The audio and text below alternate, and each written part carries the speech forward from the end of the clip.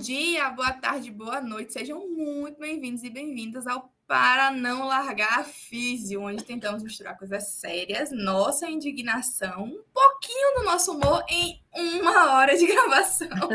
Que nunca é 1 hora, mas a gente sempre tenta, não é mesmo?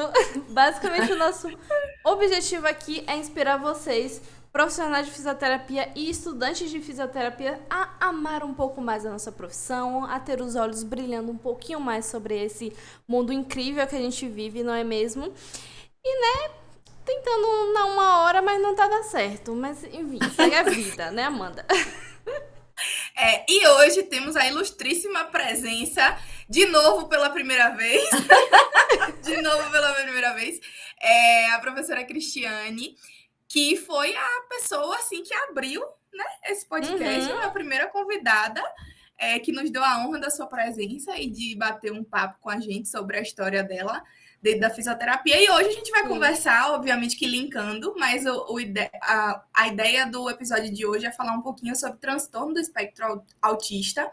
E antes da gente começar a puxar esse tema em específico, né, esses detalhes em específico, que é para quem não te ouviu lá no primeiro episódio, se apresente, por gentileza, pra gente. Nossa number one, hein? Então, gente, bom dia, boa tarde, boa noite. Seguindo aí a apresentação das meninas, né? Eu sou Cristiane Cavalcante. Tenho, assim, um pouco mais de 20 anos, né, de formada. As meninas me fizeram convite. Eu tenho uma filha de 14 anos, né, que tem o diagnóstico, né, do TEA. E eu vim falar um pouquinho, né, sobre isso, bater um papo e tornar esse papo aqui ainda mais prazeroso. Eu sou professora da Universidade do Estado da Bahia. Fiz algumas pós-graduações e fiz mestrado e doutorado em família, porque entendo que o adoecimento ele não parte, né, apenas de uma pessoa, mas às vezes esse adoecimento de fato ele permeia a família, né? Acho que hoje a gente vai poder aprofundar isso aqui mais um pouquinho também. Legal. E aí, como eu estava falando antes, né, o episódio de hoje é sobre o TEA, o transtorno do espectro autista. Minha língua está enrolada hoje. E o TEA, desde 2014, salvo engano, ele engloba uma série de diagnósticos, né? Dentre eles o autismo, que tem as suas classificações, e até por isso que se usa a ideia do espectro, né? Existe diferenciações entre as pessoas que têm autismo. Também é elencado dentro desse grande diagnóstico, né, desse guarda-chuva, a síndrome de Asperger, transtorno desintegrativo da infância e transtorno global do desenvolvimento, sem outra explicação. E aí a ideia de trazer Kika aqui hoje foi justamente para que ela fale, né, sobre essa experiência dela enquanto mãe, obviamente, também enquanto profissional de saúde. Já posso começar? Fica à vontade. Aí a ideia, Kika, é assim, antes de você viver esse diagnóstico do TEA, você entendia, você já tinha ouvido falar, porque sua filha tem 14 anos, né? Sim. Então, assim, antes da sua filha vir ao mundo, né? Você tinha essa percepção, do TEA, obviamente que não, mas assim, do autismo especificamente, né? Porque o TEA acabou que virou um guarda-chuva aí recentemente. Mas com relação ao autismo, você tinha essa concepção do que era, de que as crianças eram afetadas por isso? Você tinha alguma vivência nesse campo? Essa pergunta é tão interessante, né? Eu tenho a impressão de que o cara lá de cima, ele vai preparando a gente, né? E foi interessante que quando eu fiz o estágio de pediatria, eu nunca esqueci daquele primeiro dia. Os 5 primeiros pacientes, eu lembro exatamente hoje quem foram, né? De como foi difícil para mim aquele primeiro contato. A minha supervisora maravilhosa, Tereza Galo, a quem eu tenho, assim, né, muito apreço. E eu me lembro dos 5. E uma delas, né, e um desses pacientes, um deles, na verdade, era uma criança que tinha o diagnóstico de autismo. Naquela época, o autista tinha um pouco daquela tríade, né? Aqueles movimentos repetitivos, aquele olhar, né? Que você não fazia uma centralização do olhar, a questão, né, de você colocar as peças, encaixar as peças, né? Eu não vou me lembrar exatamente da tríade. Mas, sem dúvida nenhuma, aquela coisa, né? Daquele movimento repetitivo, Sim. uma coisa Sim. que era muito característico. E a gente não via, assim, Quase que eu falo que eu não gostei da pediatria. Não me identifiquei. Porque tem gente que se identifica. Mas eu vivi aqueles pacientes, foi muito interessante, né? Naquele Sim. quase um mês e uma semana, acho que eram 5 semanas na época. E fiquei, convivi, né? Me lembro, inclusive, que quem levava, me lembro do nome, me lembro dela, era o pai. Ai, que legal. E me lembro dos 5. Olha como me marcou, né? O estágio de pediatria.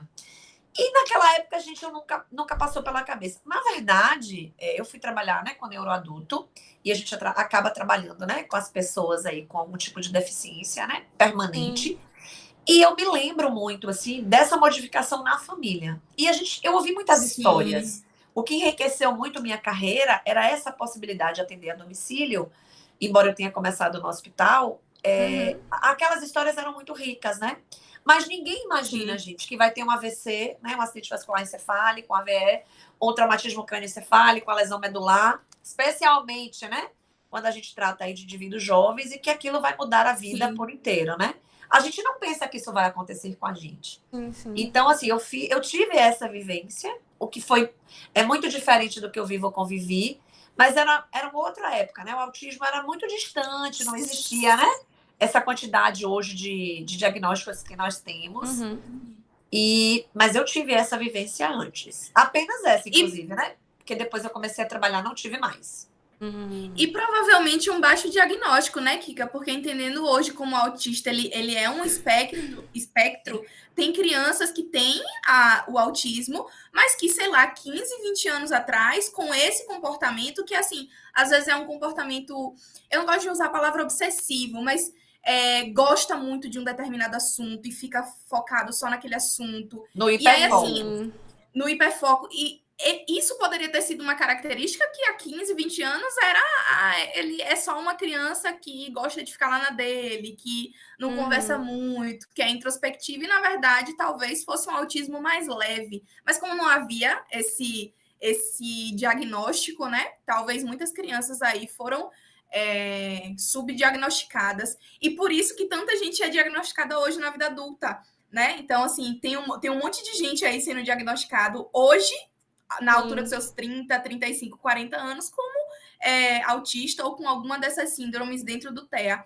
O que é muito legal de perceber é que as pessoas estão buscando, né, se conhecer, se entender. Então, isso é muito bacana.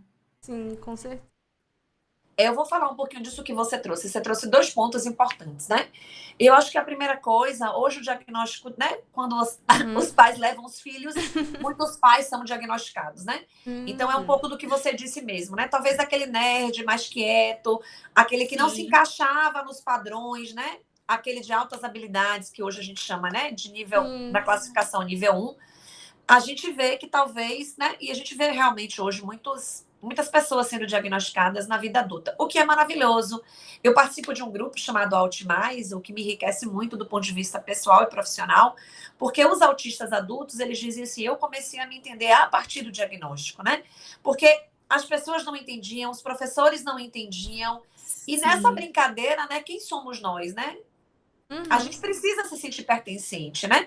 Não que a gente tenha que caminhar junto com a sociedade da mesma maneira, mas quando eu entendo que eu faço parte, né, e aquilo ali, né, faz sentido para mim, ele é diferente. Então, vou partir desse pressuposto que você tem razão. Hoje a gente tem muitos diagnósticos, né, de pessoas adultas e que bom para que a pessoa ela possa, né, compreender. Letícia Sabatella, aquela artista, outro dia ela falou sobre aquilo, né? Falou como foi difícil a adolescência e como o teatro também mudou a vida dela a partir, né, de um diagnóstico que não existia, né? Não se tinham estudos ainda sobre isso. E aí eu queria falar de outra coisa que você me trouxe, que aí eu vou te dizer. Isso aí eu queria fazer 1000 palestras, porque todo mundo, vocês vão dar risada, todo mundo diz assim, né? Nível 1, né? Nível de suporte 1 leve. Leve para quem? Né? E aí eu queria trazer isso, porque eu acho que isso é uma nomenclatura que é utilizada, e obviamente, gente, que eu não posso... A gente reproduz. Tem o nível 2, tem o nível 3, e obviamente que se a gente for fazer uma comparação, né? Obviamente que a gente poderia até, de repente, colocar talvez uma coisa, né? Mais leve, talvez. Mas eu queria falar um pouco sobre isso, né? Assim, Vitória foi diagnosticada muito cedo. Vitória entrou na escola com 1 ano e 8 meses, né? No grupo 1. E desde quando ela começou, eu tenho muita gratidão, inclusive, a essa escola, a diretora sempre muito participativa, ela começou a me chamar. Então, acho que no primeiro mês de Vitória na escola, começou, na minha época era cartinha, viu? Ou seja, há 14 anos atrás chegava uma cartinha pela agenda para que eu pudesse assinar e marcar uma reunião, ou já vinha com a data da reunião, não vou me lembrar agora. E começou a se falar nesse neurodesenvolvimento psicomotor, né? E eu não, gente, eu não conseguia ver, eu dizia, meu Deus do céu, deixa a menina, né? No tempo dela, não sobe dessa escada de acordo, não faz isso. Eu ficava, eu disse, meu Deus do céu, não tô acreditando nisso. Fisioterapeuta, viu? Mas eu sempre fui muito atenta, né? E eu me lembro que teve uma vez que a diretora, ela foi mais dura comigo, eu tinha uma dificuldade muito grande de enxergar. E eu me lembro que eu cheguei para meu marido ensandecida, né? Aguento todo dia um negócio, sei que. Meu marido é ótimo, né? Super objetivo. Tá chateada? Quer tirar a filha da escola? Você não disse isso. Eu não disse que quero tirar a minha da escola. Eu quero reclamar. Eu estou reclamando de tanto que eu sou chamada, né? E claro que depois que a gente amadurece, que as coisas passam, o quanto ela foi cuidadosa, né? Porque nós sabemos também que à medida que esse diagnóstico chega e que a gente tem a possibilidade, obviamente, né, de colocar nas terapias, como esse desenvolvimento ele chega. Então, eu também não negligenciei, levei logo para neuropediatra e achei que levei, né, para aquela que eu tinha conhecimento, eu achava que ia ser a melhor, né, que ia ofertar o melhor atendimento para minha filha. E ela, na primeira consulta, praticamente, né, porque a Vitória era muito pequena, não podia dar, acho que tinha 2 anos e pouquinho, acho que mais ou menos isso, não podia fechar o diagnóstico, mas ela fez um breve relato, né, ela precisava fazer alguns testes neuropsicológicos, algumas questões, e ela disse assim, né, olha, provavelmente sua filha, né, tem síndrome de Asperger. E hoje, inclusive, não se chama mais, né? Porque Asperger foi daquela época, né? De Hitler. Então, eles tiraram aí, tinha uma questão enfim, tem uma história aí dentro desse nome, que normalmente quem descobre, né? Coloca seu nome. E hoje a gente já não classifica mais como síndrome de Asperger, mas síndrome de Asperger, ou Asperger, era exatamente essas pessoas dos níveis de classificação 1, né? Ou com menos suporte, ou com pouco suporte. Sim. E aí, eu comecei essa saga para os profissionais. E aí eu queria trazer essa questão do leve, porque eu acho que é importante, porque assim, ó, no meu nível de condição social, eu tive a oportunidade de colocar a Vitória nos melhores profissionais, né? Então, eu achava melhor terapeuta ocupacional, melhor fono, né? A neuropediatra, que assim, no primeiro dia passou 2h30, porque eu também fui cheia de pergunta, né? Eu cheguei lá arrasando, e eu perguntava, inclusive, de medicação, e eu me lembro que ela fez assim, Cris, você é médica? Eu digo, não, eu sou uma mãe interessada. Perguntar de interação medicamentosa do que tinha, ela publicou alguns artigos, e ela deu risada, né? Eu falei, não, eu sou uma mãe interessada, né? E eu acho que é importante que a gente fale isso aqui, eu espero que esse vídeo, né, ele tenha muita visibilidade. Eu tive uma oportunidade que poucas mães têm, né? Então, eu sou casada, né? Às vezes as mães, elas são solo, né? E eu tive a oportunidade de colocar nos melhores profissionais na ajuda do desenvolvimento de minha filha. E aí eu queria dizer que mesmo assim, né? Ou seja, eu tinha uma secretária em casa, eu tinha uma pessoa que me ajudava, eu tinha, às vezes, quando eu não podia levar, ou levava, falava rapidamente com o profissional, né? Depois ela voltava de táxi.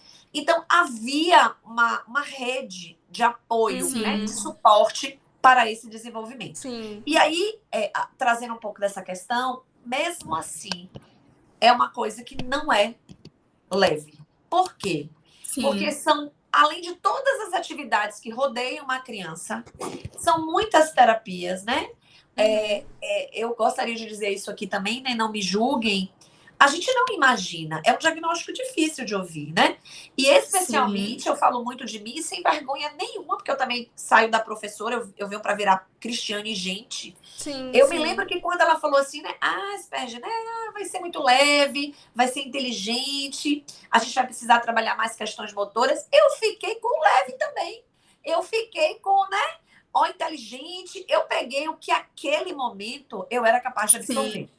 Porque o diagnóstico, e aí tudo bem para quem assimila isso de uma maneira mais fácil. Eu tive dificuldade. Hoje eu vejo que eu tive dificuldade, né? Tanto que quando eu saí de lá com essa possibilidade, e eu escolhi a neuropediatra, eu saí da consulta dizendo, eu tô achando que ela errou. Porque Vitória não tinha nada daqueles movimentos repetitivos. Sim. E Vitória olhava no olho, Vitória falava, tinha realmente, né?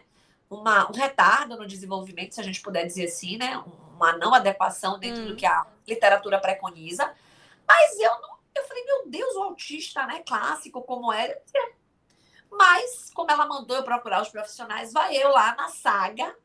E aí eu queria só que a gente desmistificasse isso um pouco, para que a gente entenda assim, que ser mãe, ser mulher, né? Dentro de qualquer trabalho convencional, a gente que é da área de saúde, né? Seja na gestão, ou seja numa assistência, fazer com que essa engrenagem ela funcione. Gente, vai na...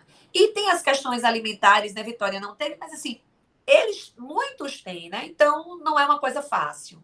Aí eu queria só que a gente pensasse sobre isso. Até porque esse leve, né, vai depender muito de quem tá vivendo todo o contexto. Porque como você mesma comentou, né, você tinha toda uma rede de apoio. E quem não tinha essa rede de apoio, a experiência já vai ser outra completamente. E aí talvez não seja tão leve assim, né, como as pessoas falam. Porque tem, obviamente, as suas diferenças, tem um grau de que talvez... nível de o tanto que você vai ter que ficar com a criança, o tanto que vai precisar de assistência, coisas nesse sentido, mas essa experiência, assim, ela vai depender muito da própria família, do suporte que aquele indivíduo vai ter também. E como que essa condição vai se manifestar dentro daquele indivíduo. Porque às vezes ele fica com hiperfoco, por exemplo, dentro de uma, sei lá, em matemática. E aí, nossa, que legal, super inteligente. Talvez ele fique com hiperfoco, sei lá, espécies de baleia, e ele é fascinado em baleias. Tipo assim, aí você talvez não encare isso com uma coisa tão positiva assim. Então, e os hiperfocos mudam. Sim, e qual é o grande lance da comunicação? A gente falou de 1000 coisas em 5 minutos antes da gravação. E o hiperfoco, ele é horizontal. Não consegue. Entende? Então, assim, imagine na adolescência, os hiperfocos dela já foram os mais variados, né? Desde o espiritismo, já passeou por animais, já passeou por youtubers, né? Então as coisas são mais... E eu, coitada de mim, também fico, né, no limbo. Porque não, né? E eu conheço amigos, né, que são aviões, tipos de aviões. Gente, é a miudeza. É a coisa, né? Outro dia, pra vocês darem risada, ela agora tá em biologia, que ela tá no 9º ano, né? Sim. Mas quando ela esteve em ciências, teve uma parte que ela estava estudando... era o sistema sanguíneo. A menina, era tanta pergunta. Eu disse, meu Deus do céu, a pessoa tem que lembrar desse sistema RH. E perguntou em quem doa, quem não doa, para onde vai, como funciona. Eu digo, Jesus Cristo. E aí misturou com genética. Eu falei, vamos ligar para os amigos médicos da mamãe, né? Ou para os estudantes que estão com isso mais, né, refrescados na memória. E aí, quando gosta, é um nível de aprofundamento muito grande. Muito grande, e às vezes, né, na adolescência, você permeia por outras coisas. Então, por isso que a comunicação também, às vezes, ela é difícil. Porque às vezes você tá ali, ó, dentro daquilo ali. E até o amiguinho gosta. Mas depois ele quer mudar. Ele quer falar de outras coisas. E às vezes, né, o hiperfoco fica só. E aí, nessa seara aí, existe essa dificuldade de interação social, porque também, né, e acho que isso vai muito da fase criança, isso passa, né? Isso passa entre elas. Já na fase da adolescência é bem mais difícil. A adolescência é um período, assim, bem complexo do ponto de vista não só de convívio social, mas do ponto de vista neurológico também, pra gente, enquanto hormonal. Indivíduo. Imagina, hormonal, exatamente. Então, assim, você tentando se encaixar, você não querendo ser o espelho dos seus pais. Então, muitas vezes, durante a adolescência, você tem esse embate de eu preciso ser diferente, e aí você quer ter o seu grupinho, mas se você tem algum diagnóstico como esse, você quer fazer parte, mas às vezes você não se sente parte. Então, assim, um negócio muito complexo. Mas, Mari, eu vou passar para a Mari fazer a próxima pergunta para você.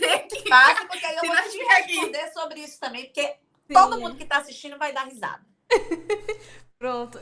Partindo dessa perspectiva, né, justamente que cada um tem uma experiência diferente, eu queria saber de ti, Pra hoje, assim, dentro do seu entendimento do que é o TEA como um todo, como que você explicaria o que é o TEA para pessoas que não necessariamente são entendidas sobre o assunto, né? Que não necessariamente são profissionais de saúde também. É um transtorno.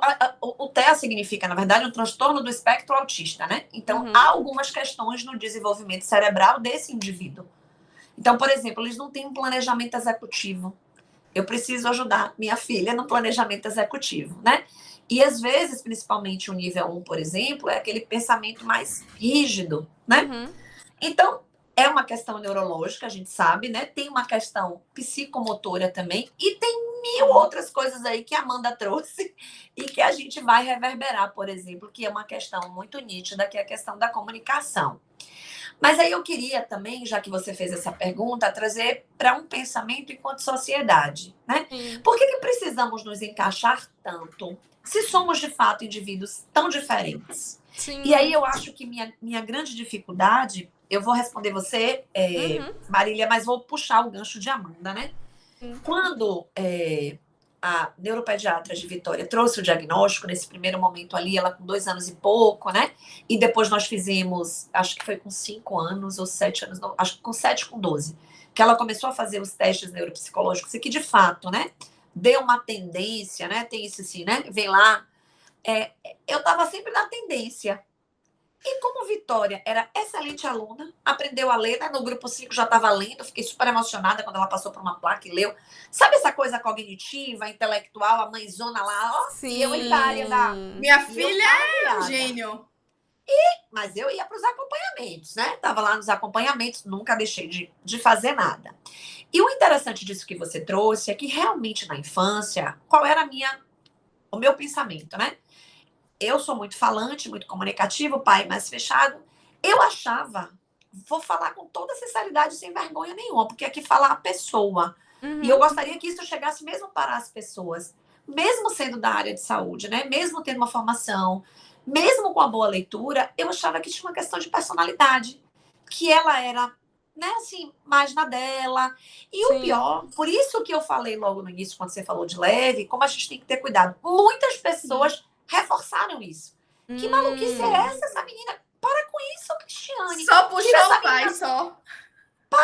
Tira essa menina dessas terapias, a menina super inteligente. Era assim, né? E a mãe, obviamente, né? Deus me perdoe, né?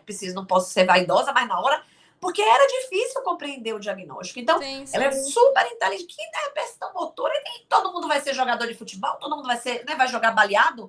Então, muitas pessoas reforçaram que não existia o autismo. Por isso que quando a gente fala leve, e aí muita gente talvez perca o time de começar mais cedo esse tratamento, eu também fiquei nesse limbo. E eu reconheço da minha dificuldade, talvez, de enxergar. Entende? Primeiro, porque eu vim de uma formação mesmo de um autismo, né, mais clássico. E segundo, que talvez, e aí eu quero dizer isso também, a gente planeja uma gravidez, e eu sou apaixonada por minha filha, mas a gente não imagina, né? A gente não imagina, de fato. Então, até você absorver isso, né? Até aquilo demora para algumas pessoas. E eu tô falando, né?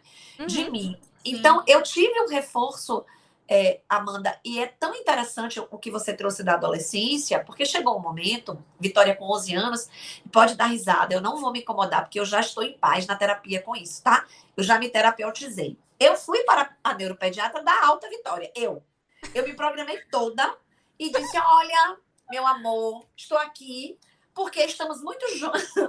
Chega a ser patético, né? Estamos há muito tempo caminhando juntos. Vitória está ótima. E aí, vou te dizer, a mãe com todos os relatórios, viu? Relatório do Aquibeu, relatório do coral que ela fazia na escola, relatório da escola, de todas as disciplinas que eu pedia por professor. Aí eu cheguei a claro, a pessoa é da universidade, né? Sim. Não, eu quero mais assim, mais detalhado, mais assado. O professor de educação física, aí levei todos os relatórios. Aí no final eu disse: olha, doutora, eu acho que não tem mais sentido, né? Tem mais sentido porque a doutora tá ótima. E as questões, assim, motoras, né? Nem todo mundo vai jogar baleado, não é verdade? E aí, ela, maravilhosa, olhou pra mim. Mas, Cris, né? Veja bem, justo agora, na adolescência, né? Que existem os grupos, né? Os guetos, que a pessoa quer se sentir pertencente. E aí eu digo, ela quer chegar aonde? Aí vem um negócio por dentro, né? Porque a alta já estava tão feita na minha cabeça, tão programada. Imagina, a paciente querendo, a paciente, a mãe da paciente. Eu disse, ela quer chegar aonde, né? E aí ela foi bem amorosa pelas beiradas. Ela falou assim, poxa, é tão complicado, né? Uma criança, né? Uma pré-adolescente autista precisa... Aí na hora, depois que ela... né? Eu autista... Parecia, gente, que eu nunca tinha ouvido falar naquilo. Sim. E eu, gente, parecia que eu tinha tomado um choque de realidade ali.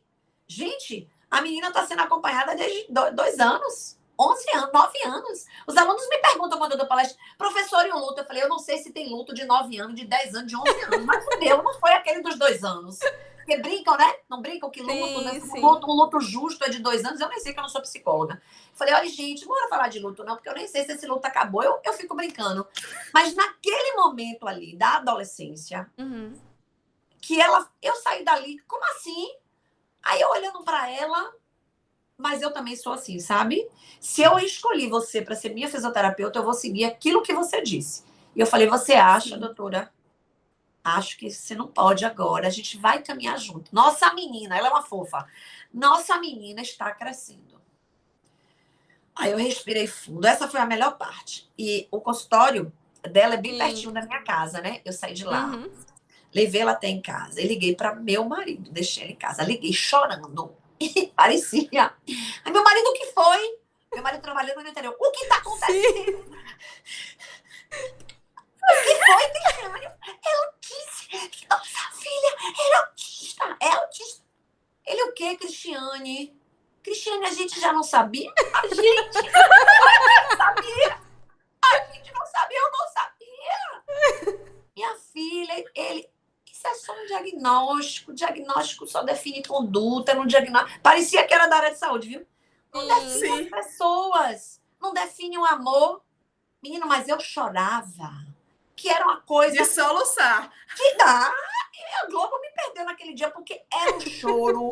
E ele, numa reunião, acho que o povo ficou sem entender. Ele, peraí, pessoal, com toda a paciência do mundo. E aí, assim, eu fui trabalhar depois, né? Ainda bem que era no meio da tarde, eu tive tempo até começar o turno da noite, mas como mexeu comigo, sabe? E aí eu digo que, assim, olha que eu fazia terapia... Por isso que eu falo desse suporte, né? Eu não sou mãe solo. E aqui eu queria... Eu preciso dizer isso também para responder Marília, que ele diz assim, né? Que às vezes eu digo, não, porque os artigos falam da mãe solo. E com a palavra, o pai. Ele quer ter a palavra. Porque, de fato, ele é muito participativo, sabe? E ele me acalmou muitas vezes. Minha filha, que diferença faz o diagnóstico? Realmente, para mim, né? Do amor, não faz. Mas o estigma, talvez, da palavra, né? Mexeu muito comigo. E foi a partir, gente, daí, isso tem 3 anos, que eu caí em mim e que a partir daí, eu e meu marido, a gente resolveu conversar com ela.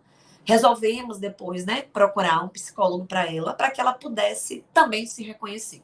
Foi aí que eu entrei nesse grupo, né, na Altimais, e fui muito bem acolhida e recebida, porque são mães, né, um coletivo de mães, e 2 mães muito maravilhosas, né? Que me acolheram profundamente e que me diziam sempre, né? Se acolha. Tanto que na primeira vez que pediram para eu botar meu nome, o dela e o diagnóstico, eu fui no pessoal e disse, não tenho condição ainda. Né? De assumir isso pro mundo. Oh, meu Deus. Verdade. Sim. E eu gosto de dizer isso, sabe? Porque para todo mundo, assim, hoje eu falo, vocês me convidaram, eu acho maravilhoso, mas eu gosto de dizer também que apesar de ter um nível, né? Intelectual, inclusive, diferenciado, né? Com todos os estudos, eu sou uma pessoa humana. E não foi uma coisa fácil. Sim. E eu amo minha filha profundamente, com nível de suporte 1, né? Encarando as minhas dificuldades.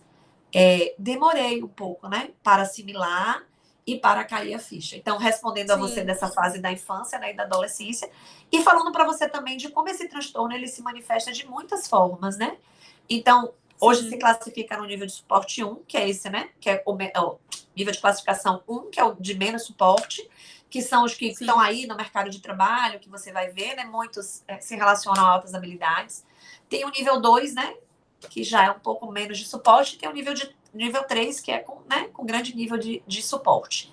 Mas que a gente sabe que se a gente faz um diagnóstico precoce, se a gente tem um neuropediatra, às vezes um psiquiatra, a gente pode ajudar muito, né? Para que esse indivíduo ele seja funcional e ajuda também as mães, porque eu acho que o que precisa hoje, além, né, de um suporte para essas crianças, é um suporte para a família. E é muito legal ouvir essa história, porque eu acho que as pessoas também precisam ter essa noção de que somos profissionais, seja qualquer profissional que seja, principalmente profissional de saúde, mas temos um lado humano. Que quando é com a gente, quando dói na gente, não necessariamente a gente vai agir igual ou como nós, enquanto profissionais, falaríamos para um paciente, por exemplo, ou para um familiar. É aquela coisa, gente, profissional do exercício.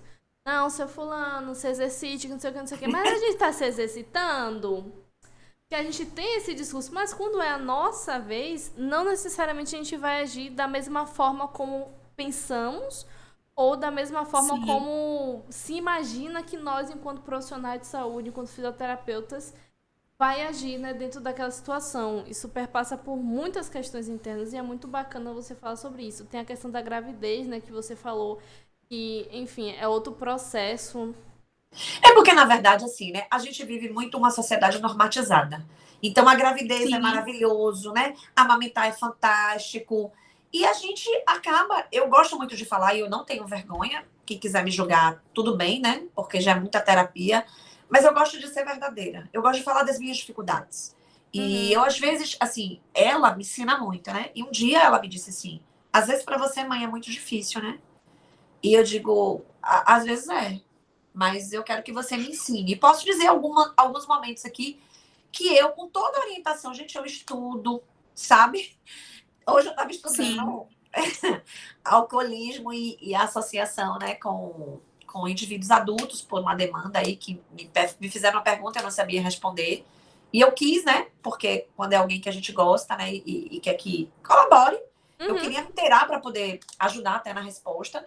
Mas eu tô lendo um livro que se chama Outra Sintonia, fala um pouco de como isso começou, né, de como nos Estados Unidos, de como começou esse diagnóstico, né, do autismo, e a gente começa ali, muito lá, os próprios profissionais de saúde entendiam que a melhor forma era colocar esses indivíduos de maneira institucionalizada, né? Eu ainda estou no comecinho do livro, porque são sempre muitos livros para leitura, mas o que eu quero dizer é isso, mesmo com conhecimento, a teoria, ela não perpassa isso que você trouxe, né?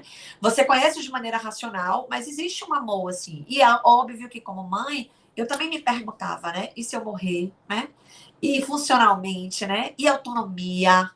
Então, assim, e os sonhos, né? Então, assim, tem esses artigos que eu comecei a ler hoje, né, de indivíduos adultos, né? Que tem alguns vícios, no nível de suicídio, né? Nos adultos jovens, muitas frustrações. Eu estou me aprofundando ainda, né? Não posso falar muito porque eu ainda não reconheço. Eu comecei a leitura de alguns artigos, mas eu fico sempre pensando, né? Que a gente precisa ser de verdade. Não adianta eu dizer que foi fácil. Eu sou espírita, eu entendi que era o momento da prova. Não. Eu tive muitas dificuldades. Muitas. Sim. E passo ainda por compreensões, né? Meu marido sempre diz assim, né? O que é seu, meu marido é ótimo, viu? O que é seu, meu amor, e o que é dela, né? Porque ela vai para as festas, dá uma hora ela quer voltar. Eu digo, minha filha, começou a baladinha agora. Aí meu marido diz, mas ela quer voltar. Mas você quer ficar? Ele brinca muito comigo, né? Quem gostava das festas e das farras? E eu fui trabalhar isso também na terapia, né? O nível de identificação, né? Da projeção do filho, daquela maternagem. Porque eu vou te dizer, viu? Minha filha é bem resolvida, felicíssima. Quando quer voltar com 20 minutos da festa, volta. Quando quer ficar até o final da festa, fica. Quando tem barulho e ela entende que ali é legal, né? Quando não, ela se afasta um pouco. Então, eu vejo também, por isso que eu disse agora, né? Talvez seja ainda um grande sonho, né? Mas os pais, né? Sei lá, a madrinha, quem acompanha o avô, porque às vezes os pais estão trabalhando, precisa de um suporte, de uma orientação. A gente precisa falar sobre isso, né? De maneira real. Porque é preciso que alguém nos acolha também, né? Kika, você falou, assim, só puxando um gancho da pergunta de Mari, você falou um pouquinho sobre o teu processo de gravidez, porque na grande maioria dos casos, ou pelo menos é isso que acontece, né? A gravidez, ela vem nessa perspectiva de, por mais que a gravidez não seja planejada, aquele filho, a partir do momento que você sabe, né? Aquele filho ou filha, ele é idealizado. Você espera que o filho venha assim, venha com os olhos do pai, venha com o cabelo da mãe, venha assim, venha saudável. Então, assim, quando foi, do ponto de vista da tua carreira enquanto fisioterapeuta, que essa gravidez veio? E como é que foi esse processo aí de conciliar a carreira e gravidez e depois o pós-parto e, consequentemente, até chegar nesse diagnóstico? Então, né, eu vim de uma família pobre e eu queria estudar para ser alguém, né? Minha mãe brincava que existiam 3 jeitos, né? Jogando na loteria, casando com rico ou estudando, né? Então, eu jogo na loteria, né? Casar com rico na condição que eu vivia ia ser, né? Então, eu resolvi estudar. E a minha vida, eu queria casar, eu sempre quis ter uma família, mas não era prioridade. Minha prioridade inicial era me formar. Depois que eu me formei, que eu fiz pós-graduação, conheci meu marido, a gente entendeu que estava na hora. E aí veio também o planejamento de viver. Minha vida, e eu acho que Deus também, ele é maravilhoso, né? Eu sempre achei que eu era planejada, né? Que era tudo assim, ó. Pra vocês terem uma ideia, gente, meu caixão, não é caixão não, né? Mas meu local ali, né? No Jardim da Saudade, tá pago. Então eu vivo uma vida que eu acho que é planejada. Pra você ver que a vida diz assim, não, pensou até no final. Peraí, não é assim não. Vamos lá, vamos dar uma chacoalhada aí, que esse negócio de planilhinha, gestão toda hora não dá certo. Porque, olha, gente, é verdade. Eu me casei, foi assim, né? Encontrei, nós planejamos engravidar. Eu tirei o DIU em um mês. Sim. No mês seguinte, né? Ela disse, não é o melhor mês, porque você passou um tempo, né? Mês seguinte eu engravidei. Então, minha vida, né? Foi assim. Aí, Vitória cresceu um pouco. Eu falei, bom, agora, né? Daqui a pouco vai começar a andar. Eu tinha uma pessoa de confiança que morava comigo. Eu falei, vou fazer mestrado. Então, eu sempre fui muito planejada. E aí eu fui para a área de gestão também, eu já estava na área de gestão, porque o que a área de gestão tem? Você dorme 4 da manhã, né? Mas às vezes você não está na quantidade de sala de aula que eu estou hoje. Porque sala de aula você não tem como estar remarcando.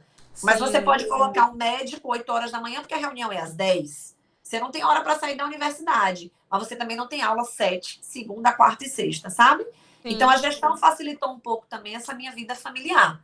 Porque eu agregava os horários, final de semana rodando, né? Fazendo planilha, organizando, corrigindo material, né? De professor, seja lá o que fosse que tivesse acontecendo na universidade. Mas minha vida foi muito planejada. E Vitória chegou para fazer de fato. Não, minha mãe não é assim, não. Vamos dar uma... Tá muito básico nessa sua vida, né? Tá muito organizada.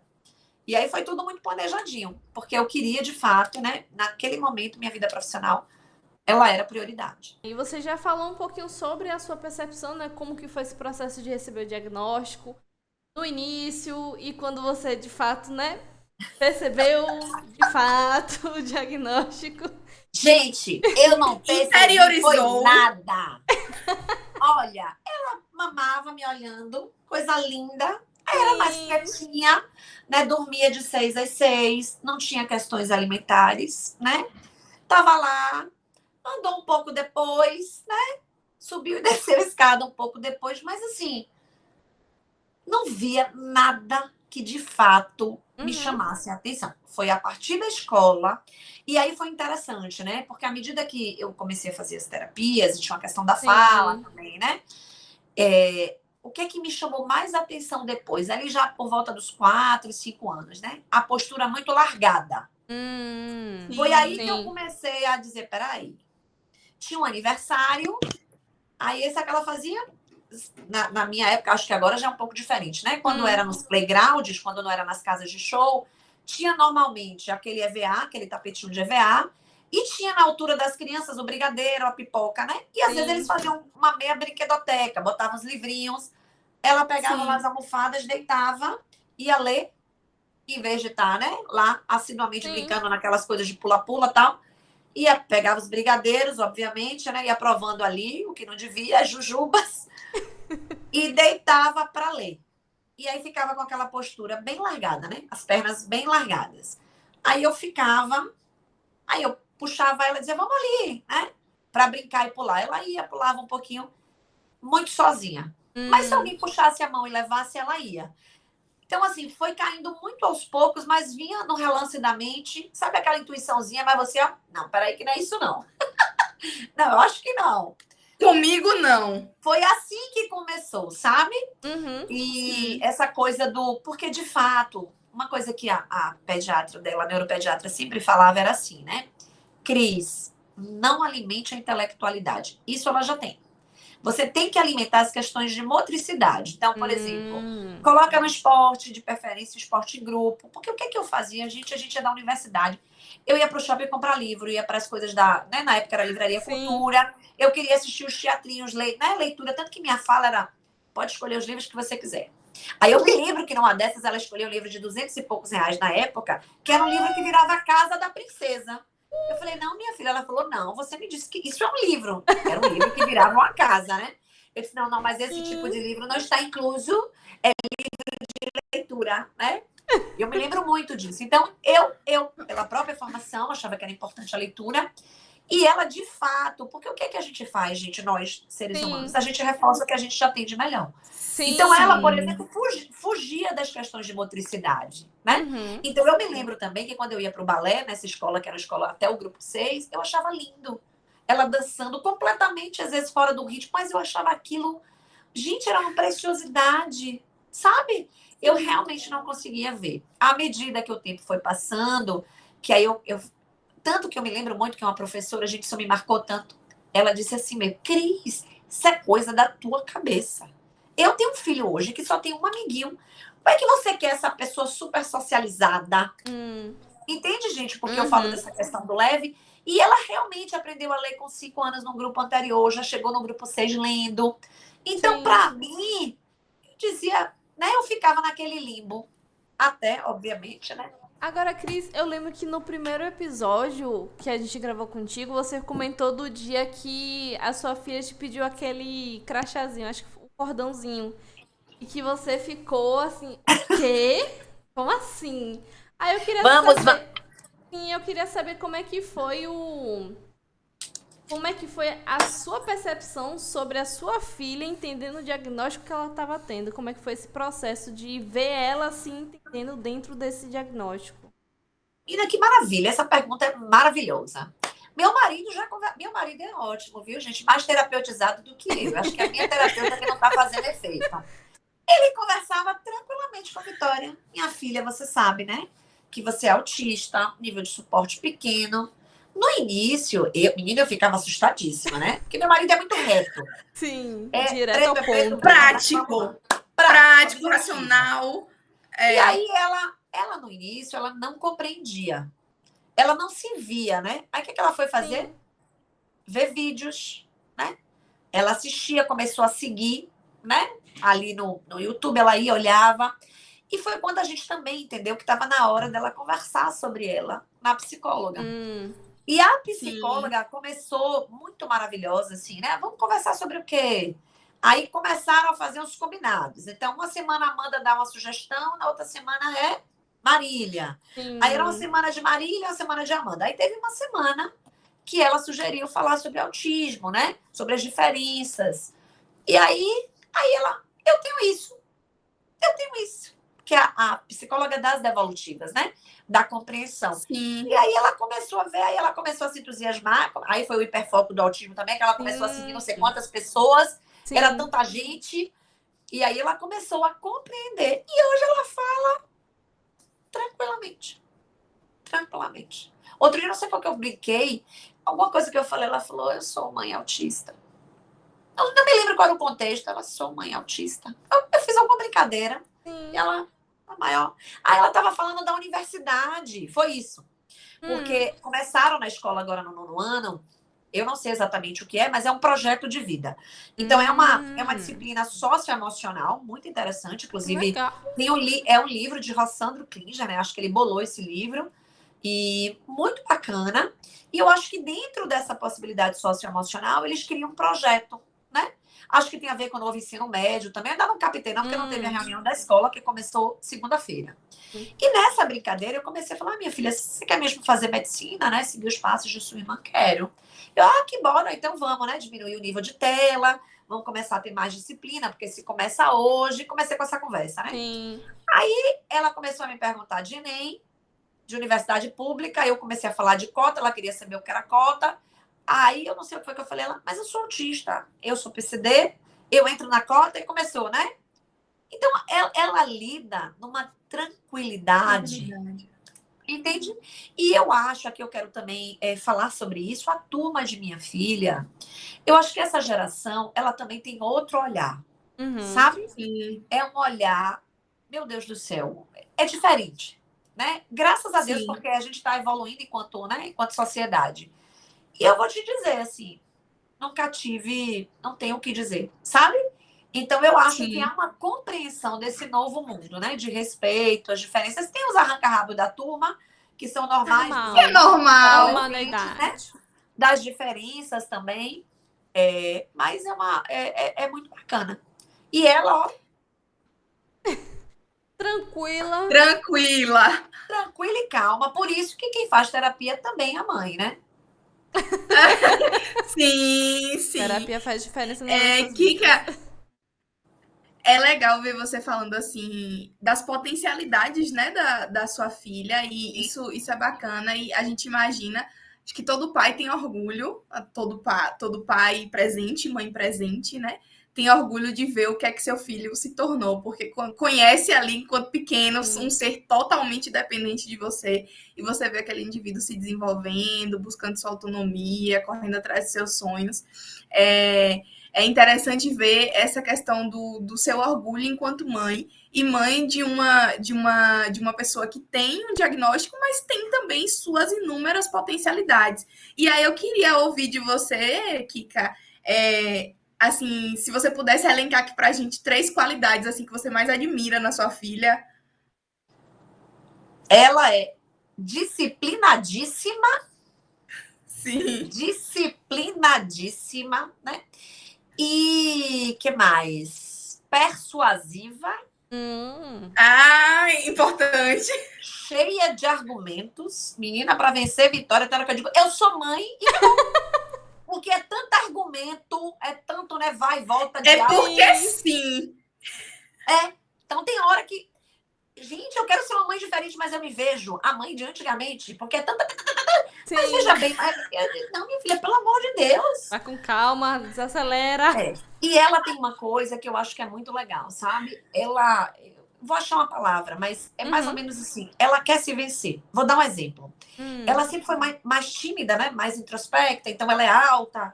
E a gente começou a trabalhar isso na terapia dela, né? Com a psicóloga. E eu me lembro que começou no 6º ano, porque ela tá no 9º agora, né? Foi no 6º ou no 7º, finalzinho do 6º. Os seminários. E ela falava meio assim, né? Aí eu falei, minha filha, você tá com vergonha? Falei, minha filha, peraí. Pegamos o espelho grande, porque eu acho que aí também tem o papel dos pais, sabe? Botamos lá, peguei os bonecos dela que ela mais gostava. Falei, aqui, ó, seus alunos, seus amigos, e vamos lá. Aí ela assim, né? Minha mãe, você vai treinar. Porque não existe nenhuma habilidade, minha filha, que a gente não consiga. Você vai falar agora para os bonecos, se você quiser eu me retiro, depois eu venho assistir. Aí eu também falo muito de mim. Eu falei, filha, quando eu fui apresentar o mestrado, primeiro que eu tive dor de barriga no dia anterior.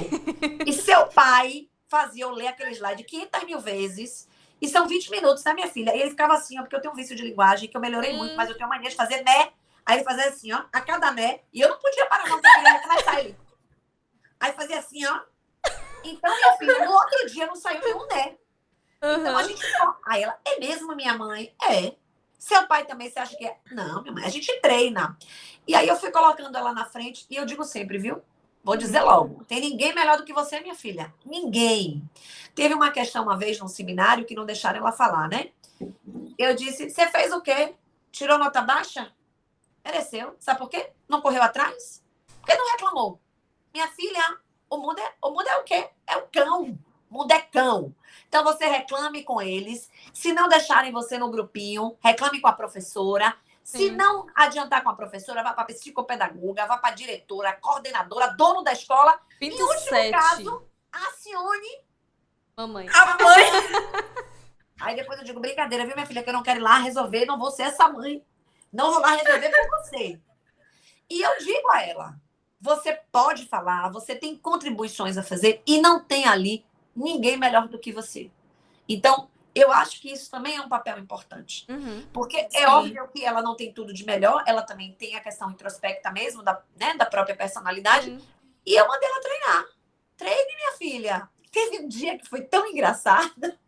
Ela fez uma apresentação de inglês e a gente vai buscar. E eu adoro buscar as crianças, viu? Porque eles são muito verdadeiros, né? Sim. Aí um falou assim, Vivi, que apresentação foi aquela de inglês? Aí ela, viu? Eu também não gostei, não. Falei, pois é, você falou, eu não entendi direito. Ela, nem eu entendi direito. E esse dia foi meu marido que foi buscar, né? Aí, depois, quando ela chegou, que eu soube, aí eu vou tentando saber do dia, né? Pra não dizer que foi uma fofoca que chegou até mim, né? Uma fofoca não, informação. Uhum. E aí ela, não, minha mãe, sabe o que foi? Eu estudei, mas eu acho que na hora, né, de falar a língua, a vergonha é tudo junto. Eu falei, minha filha, treine. Não tem problema tirar uma nota baixa. Não tem problema, né, se perder. E é legal que eles se tratam de igual para igual, sabe? Então, o amiguinho dela disse, não foi bom Sim. não, viu? Ninguém entendeu não sua língua embolada. E ela deu risada também e falou, nem eu entendi.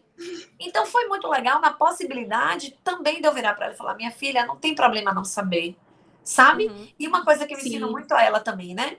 Procura ajuda. Se você não quiser procurar com a mamãe, procura um amiguinho de classe, porque sempre tem uma galera bacana, sabe? Uma galera que tá ali junto. E se você quiser treinar com a mamãe também, eu não vou entender muito, né? Desse inglês mais rebuscado, é que vocês já estudam aí, é tanta coisa que estuda, mas a mamãe vai estar aqui para te ajudar. Então, eu acho muito legal Sim. isso, de você reforçar o que tem de bom, obviamente, mas assim, ajudar também no que não é tão bom. Por exemplo, ela tem o direito ao tempo estendido, né? Ela não usa. Ela vai para a biblioteca, dá 20 minutos, 25, ela sai. Eu digo, minha filha, vamos lá, né? Vamos revisar a prova, vamos olhar. Aí um dia ela chegou e falou, minha mãe, você acredita? Ela é louca por ciências. Sim. Você acredita Uhum. que eu fechei a prova? E eu só fechei porque eu revisei. E tinha uma questão que por causa de uma palavra, aquelas pegadinhas, né? Sim, sim. Eu tinha Sim. marcado errado. Aí nessa hora é que eu venho e digo, tá vendo, minha filha, como é importante, né? Ter mais tempo. Então, toda a oportunidade que eu tenho também, eu coloco muito ela pra cima, sabe? Mas assim, tem o dedo dos profissionais também, viu, gente? É uma equipe grande. É muito bacana porque o tanto de suporte que você deu pra ela fica nítido, assim, dentro de tudo. Tanto o suporte de levar pros locais necessários, fazer necessárias, e tá lhe dando o suporte e o apoio. Acolhendo quando precisa acolher, puxando um pouquinho de orelha quando precisa, incentivando quando precisa também. Mas eu acho que essa questão, ela também perpassa por um bem-estar seu. Porque se você não estiver bem, você não consegue dar todo o apoio necessário que ela vai te demandar em um momento ou outro. E uma compreensão de como fazer, eu acho que perpassa também, né? Sim. De qual o melhor caminho. Eu também sou professora. Às vezes ela me coloca no meu lugar também, viu, gente? Tem horas que eu quero ir por um caminho e ela diz que o caminho não é esse, não. E eu, Sim, né? senhora. E é interessante, até vou aproveitar, não sei se vocês vão trazer isso na pauta, às vezes me chamam para falar sobre capacitismo, né? E Sim. eu digo que, apesar de eu ser bem ativista, né? Tô com a blusa aqui do TEA, eu sempre digo, olha, eu não condeno ninguém. Porque eu também, muitas vezes, disse, você é cega, né? Você não está enxergando, não, eu quando comecei a dirigir. Então, eu acho que a gente precisa, de fato, ajudar na educação da sociedade. E minha filha, Sim. ela às vezes me diz, uma vez mesmo ela estava trabalhando, e eu, minha filha, eu queria que ela fizesse como eu achava que ela tinha que fazer, né? Eu, em vez de estar estudando para minhas aulas, eu estudava e ficava prestando atenção do que estava acontecendo no quarto dela. E nessa brincadeira foi muito emocionante, porque na segunda vez que eu fui, ela deu 1 minuto, ela abriu a porta e ela estava, né, visivelmente assim, ela ia chorar. Ela olhou para mim e perguntou, você não entende, né? Você não entende minha forma de estar no mundo, né? Menina, eu fiquei paralisada. E aí ela voltou, fechou a porta, ou seja, eu não tive mais coragem de entrar. Fui para fechei o computador, eu estava no laptop e fiquei pensando de como minha cabeça também era normativa. De como professora, eu entendia que aquele trabalho aqui era 33,3, 33,3, né? E Sim. cada um ali, Sim. se ela estava num trabalho em equipe, se ela estava participando, que é que eu tinha que me meter ali se estava tudo, se a escola não me chamou, né? Se tinha um resultado efetivo do ponto de vista da nota, que para mim não é o mais importante. O que é que eu estava ali toda hora interferindo? Fui para terapia de novo. E esse dia foi um dos dias mais marcantes da minha vida e eu não consegui dormir. Porque se eu falo tanto sobre isso, né? Se eu estou nos lugares, eu dentro da minha própria casa, estou sendo capacitista. Então eu disse assim, meu Deus, eu cobro dos professores, eu cobro da escola, né? Eu cobro dos meus amigos, eu cobro... Aí nesse dia, assim, foi um choque. Menina, foi tão doído olhar para mim.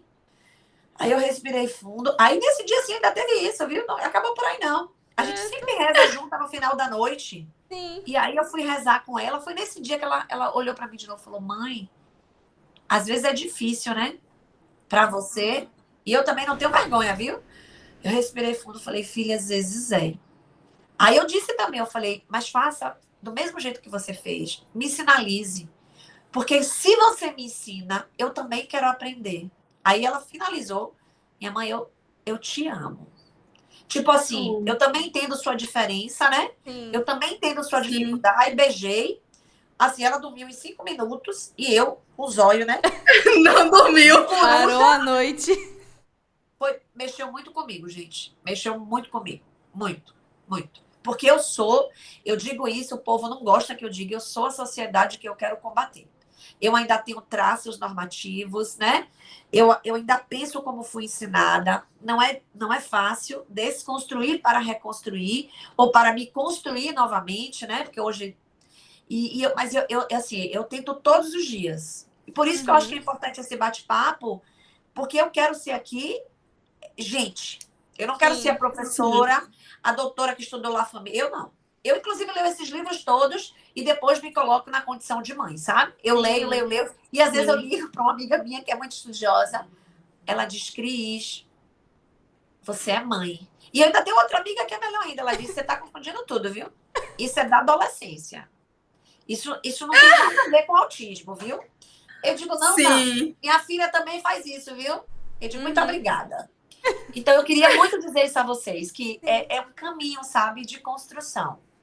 Você foi comentando ao longo desse episódio como um todo, né, sobre essa questão da rede de apoio, da importância de rede de apoio não só para o indivíduo, mas também para os familiares. E aí você citou um grupo que você faz parte, né, Alt Mais. Queria que você falasse um pouquinho mais sobre esse grupo, como é que foi entrar nele, o que ele é, né, para as pessoas que não conhecem.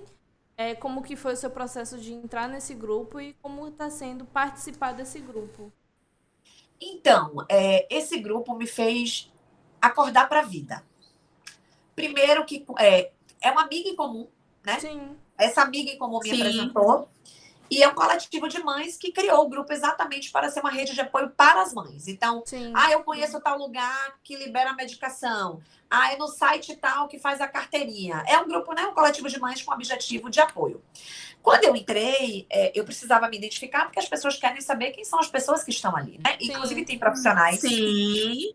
E nesse primeiro momento, eu fui no zap pessoal e disse, ainda não estou preparada.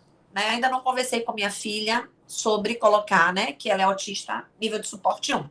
E era uma questão minha, né? Mas eu coloquei ali que era uma questão que eu queria, né, conversar com a psicóloga. E muito legal, porque ela disse assim, não, Cris, eu já sei quem você é, né? Então já tem seu nome, né? Eu sei que não, assim, não é uma pessoa que está entrando ali para... Primeira coisa foi isso. A segunda coisa é o quanto, gente, faz diferença também uma questão social, econômica.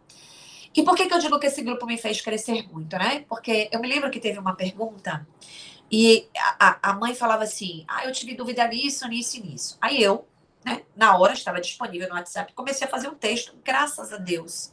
Era um textão que eu escrevi. Porque eu comecei, né? Não, mas você tem que... Porque eu vou com a lista. Quando eu vou para o pediatra, eu vou com a lista do que está acontecendo, do que eu vi. Aí eu comecei, né? Não, mas você tem que perguntar, você tem isso lá. E comecei. Aí, graças a Deus, que Deus é, né? Alguém respondeu assim, mas você não tirou dúvida? E aí ela falou assim, não, a consulta não dura 10 minutos. Aí eu apaguei. Nossa. O textão, apagando o textão. Apaguei, gente, porque Sim. eu inclusive, como eles acabam precisando mais de terapia ocupacional, né, de fono, do ponto de vista da físio, eu fico sem poder ajudar muito, mas do ponto de vista da pessoa humana, eu gostaria de ajudar mais, sabe? E aí eu falei, meu Sim. Deus, essa minha condição, ela trouxe para viver muitas coisas. E isso desdobrou em muitos outros questionamentos e outras coisas que acontecem no grupo, né? Então tem charlatão, e graças a Deus as pessoas conseguem dizer, não, não gasta essa grana não via no interior não, porque puro charlatanismo. Sim. Então é um grupo que se ajuda muito, embora eles também respeitem as questões individuais. Então, cada um tem sua neuropediatra de preferência, então cada um, e ela faz questão de botar, sabe? Sim. As pessoas que mediam um grupo, olha, cada um tem uma experiência, né? E cada um também tem um nível socioeconômico, né? Sim, Mas sim. entrar nesse grupo me deu uma visibilidade do quanto ainda falta muito em termos de políticas públicas, né? Sim. De efetividade de centros de saúde para atendimento, né? Me deu também a possibilidade de ouvir os autistas adultos e eles dizerem o quanto foi importante esse diagnóstico, né? Para eles se reconhecerem quem eles eram, né? E quem eles são. Eles se ajudam muito nessa questão mesmo. Oh, em tal lugar atende, tal lugar fornece essa medicação. Aí eu fui lá ontem, tinha. Não, eu fui, chegou, não chegou. Então, eu acho que as pessoas que criaram, eu tenho muita gratidão, mas eu aprendo muito, viu, gente? Eu aprendo muito. E acho que todo mundo que está ali tem a intenção de ajudar. Tem uma profissional maravilhosa, inclusive, eu não sei nem se eu posso dizer, ela se formou na UNEB, ela se formou em medicina, hoje é neuropediatra, e ela ajuda muito nas dúvidas, sabe? Então, eu acho que é um grupo de muito apoio. E eu me lembro que quando eu conversava com uma das fundadoras, eu às vezes me justificava, né? Não fui na caminhada. E ela nunca me julgou. Tudo tem seu tempo. Muito. Sim. Tudo tem seu tempo. Calma. Sabe? Então, quando eu achei na primeira vez que eu disse que eu não ia botar o diagnóstico de minha filha nem meu nome, ela disse assim, já sei quem é você, fique tranquila, quando você se sentir preparada, a gente coloca. E tem outras mães que na mesma hora, né? Acabei de ter um diagnóstico de minha filha, tem 2 anos e pouco, tem... Então, assim, eu também cresço muito como pessoa, sabe? E eu vejo que a gente tem uma responsabilidade social, meninas, e eu parabenizo, porque eu sei que vocês não têm falado só sobre TEA, né? Mas quando eu ouço Marcos Mion, quando eu vejo aquele... Esqueci o nome dele, até saiu hoje no Instagram, um jogador do Corinthians, né? 700 jogos que eles criaram uma camisa especial, né? Colocaram lá o quebra-cabeça, né? A camisa dele vem com o quebra-cabeça. Eu me sinto também na responsabilidade de divulgar a causa e de falar sobre isso. E vocês ajudam, né? Nesse sentido também. E a gente aprende também, né, Cris? Obviamente que a gente, enquanto ser humano, nem que a gente vivesse aí nossos 200 anos, a gente saberia de tudo, mas, como a gente sempre fala aqui, né, história é a forma mais antiga de se passar conhecimento. Então, ouvir a sua história, ouvir a história da sua filha, ouvir como é que foi todo esse processo de diagnóstico para a gente que escuta, além de ser muito legal, poxa, isso existe, isso é tratado dessa forma, mas a gente também consegue aprender com essa vivência, né? Aprender o que fazer, aprender o que não fazer. E nessa perspectiva do que aprender a fazer, você estava aí falando que quando você entrou no grupo, você foi extremamente acolhida, não foi julgada. E eu queria que você, assim, se você pudesse dar um conselho para os pais, e aqui já se encaminhando para o final da nossa conversa, para os pais que acabaram, para os pais, para as mães, enfim, para as famílias que acabaram de receber esse diagnóstico do TEA, o que é que você falaria, assim, qual conselho que você daria? Eu posso falar só uma coisa antes que eu não queria deixar passar? Sim. Pode. Você me perguntou, né? Assim, eu trouxe o crachá para mostrar. Tem o que é, não sei se dá para ver também, o do girassol. Eu queria falar de uma coisa que aconteceu essa semana comigo, que eu achei muito importante para a gente ver sobre conscientização, né? A prefeitura também liberou, não sei se vocês têm a lei, né, de Marcos Mion, aqui é a CIP-TEA, ó, Carteira de Identificação da Pessoa com TEA. Não sei se vocês conseguem visualizar. Sim. De longezinho, assim. Tem o nome, tem o diagnóstico, tem o meu telefone e tem um QR Code, tá vendo? Sim. Quando você vai para esse QR Code, você vai para o diagnóstico. E tem um monte de coisa, né? Eles fizeram um formulário, ele não é muito extenso, né? Foi muito legal. Então, se por acaso ela se perder, sei lá, desmaiar, aconteceu alguma coisa, né? Sim. Isso vale para todo mundo. Então, achei muito interessante. Foi super rápido e fácil de fazer. E rápido de pegar também. Eu né, parabenizo aí a Prefeitura de Salvador. Achei legal, é uma identificação, né? Mas o que eu queria falar antes de acolher essas novas mães, né? Sim. Eu, essa semana, fui malhar em um determinado lugar super conhecido aqui em Salvador. E eu cheguei mais cedo do que meu horário habitual. Quando eu cheguei, tinha uma pessoa na frente, né, esperando para estacionar. E eu fiquei esperando. A pessoa estacionou. E aí eu segui para frente. Só que eu vi, quando eu passei, eu achei que era um estacionamento de motos, né? Então tava vazio a vaga. Eu vi que era um estacionamento. Eu li isso aí, né? E aí eu tô vendo uma pessoa entrar, né? Aí eu abaixei meu vidro, que a gente tem que educar sempre, né? Professor não aguenta. Aí eu chamei a pessoa responsável, eu falei, amigo, é só para eu entender. Tem uma fila, como é que funciona? Porque eu achei, você veja que a gente tem dois ouvidos, dois olhos e uma boca para falar menos, né? Então, é uma coisa que a gente precisa aprender. Aí eu falei, né, essa vaga, como é que funciona? Aí, olha só a resposta. Você sabe, né, dona? Você sabe, né? Ela me apresentou um negócio lá de deficiência. E aí, eu tinha que fazer o quê? Deixar ele estacionar. E aí, gente, nessa hora, para mim, na mesma hora bateu. Eu falei, poxa, eu preciso ser uma cidadã do mundo, né? Aí eu disse, poxa, mas olha só. Porque ele não parou o discurso. Ele falou, vem malhar. Se vem malhar, né? Que ai, meu Deus. Aí eu falei assim, olha, eu não sei se você conhece, né? Não sei também se ela estava usando um crachá, mas existem deficiências invisíveis. Por exemplo, tem uma deficiência que se chama, né, fibromialgia. A pessoa sente muita dor. E tem uma indicação da pessoa, né, poder fazer uma atividade física. Então, às vezes, aparentemente, a pessoa não tem nada. Mas ali dentro tem tanta coisa acontecendo. E o que eu achei mais legal foi ele dizer, poxa, eu não sabia.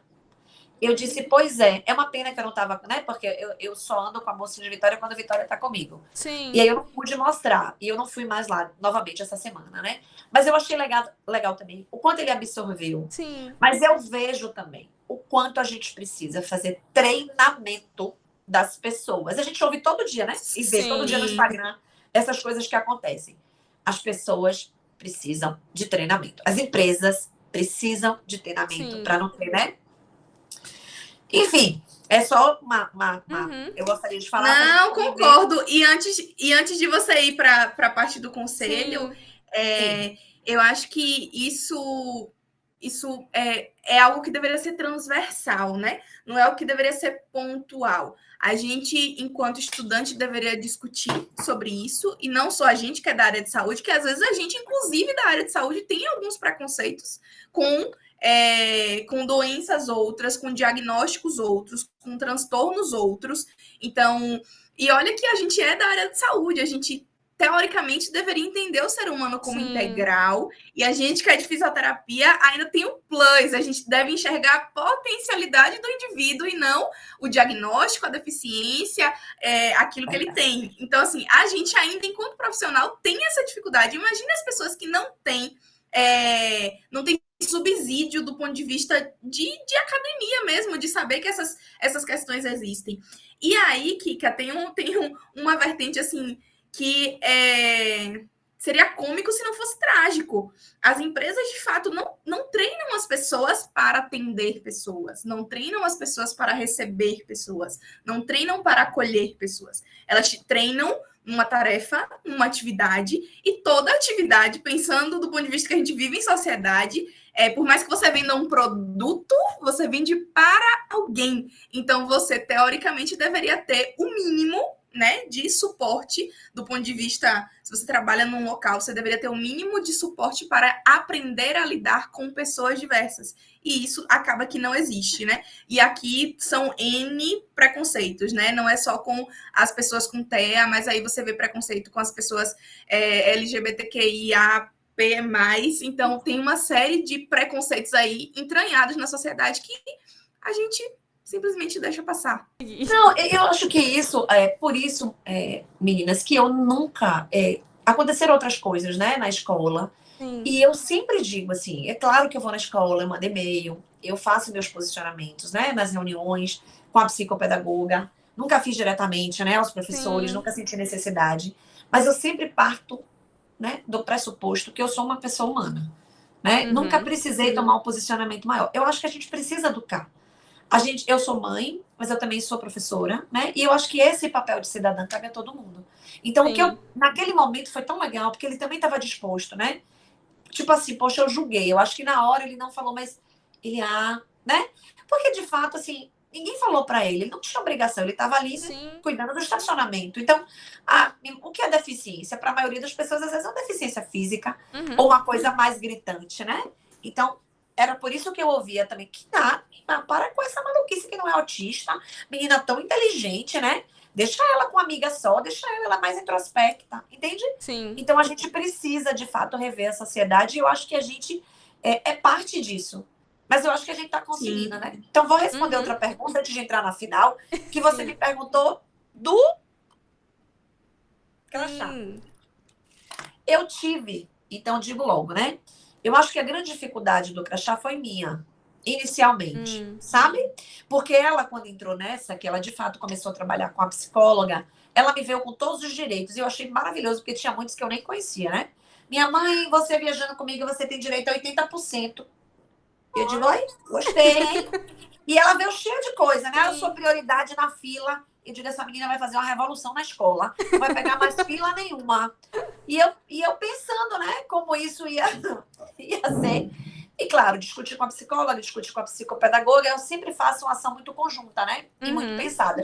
E eu acho que ela veio para isso mesmo, né? Ela tem essa função. Mas ela, classicamente, hoje, ela escolhe onde ela quer colocar. E o que é que eu aprendi? Por exemplo, a gente estava no resort uma vez, e era no teatro do resort, não estava tendo espetáculo. Eu estava bem no fundo, mas meu marido e um casal, e tinha um casal na frente, né? Com, acho que o avô e algumas pessoas. Sim. E ela pulando. E claro, todo mundo bebericando e tal. Aí o povo dá aquela olhadinha, sabe? Mas quando eles percebem o crachá, eu sinto que existe, sabe, tudo bem, né? Sim. Há uma aceitação maior. Então, eu acho que se precisa do crachá para dizer, ó, tem ali um transtorno, né? Porque, de fato, ela estava pulando, né? Estava lá brincando, falando sozinha, ouvindo o celular dela, curtindo. E eu percebo que há um olhar mais atenuado, né? Sim. E ela coloca. Tem horas que ela não quer colocar. Tem horas que ela chega na fila do mercado, se a fila estiver muito grande, não, aqui só prioridade. Eu sou prioridade. Então, eu acho que é legal ela exercer o direito dela também como cidadã, né? A gente tem tanto dever e reconhecer o. E o que dizer para as pessoas que tiveram o diagnóstico, né? Eu vou contar uma história para vocês que vocês vão dar risada, né? Eu tenho uma amiga de infância que é médica, né? Pediatra. E eu converso muito com ela, né? E ela me dá, inclusive, esses feedbacks, que ela tem uma filha de 13, né? E Vitória tem 14. E muitas vezes ela me diz, tem nada a ver isso aí, né? É da idade, é da adolescência. E ela me deu muitos feedbacks, muitos, assim, né? Ela disse, hoje eu sou uma pediatra melhor. Ela trabalha, na verdade, no posto, mas a vida dela é em UTI, não tem nada a ver muito com essa. Mas ela diz assim, toda vez que eu vejo, ouço ou chega um paciente para mim, eu tenho outro olhar. A partir do que você fala, a partir das suas dificuldades. E ela diz claramente, né? Uma coisa é a leitura, outra coisa é a vivência. Sim. Então ela diz assim, eu sou hoje uma profissional melhor. E vou lhe dizer, viu? Cadê o telefone daquele grupo que você participa? Manda aí o link que eu vou dar o link, né?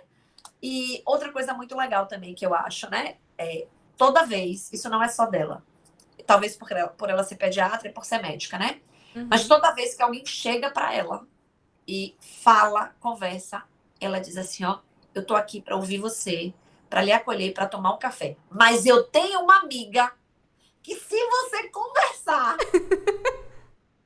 E por que eu falo desse acolhimento, né? Ela sempre me diz isso. É verdade, né? Eu entendo também quando a pessoa perde a paciência, quando a pessoa está cansada, né? Quando a pessoa está exaurida. Sim. E são outras dores. Então, ela sempre diz assim, e ela faz muito isso, viu? Posso passar seu telefone?